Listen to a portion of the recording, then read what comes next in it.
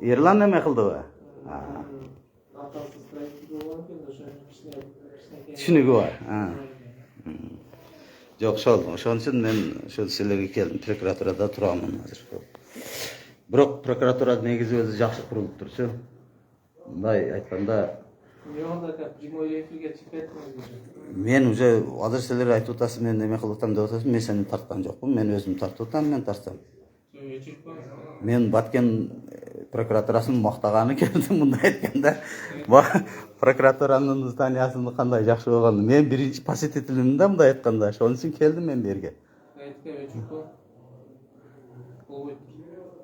Мен onu силер тарткан жокмун, мен өзүм тартып атам. Тарткан болбойт, өчүрүп коюңуз.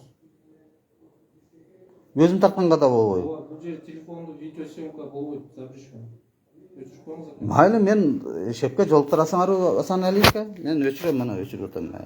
Ошого мен сени ошого келдим. Мен ошол кишиге бир ыраазычылык билдирип коеюн дедим.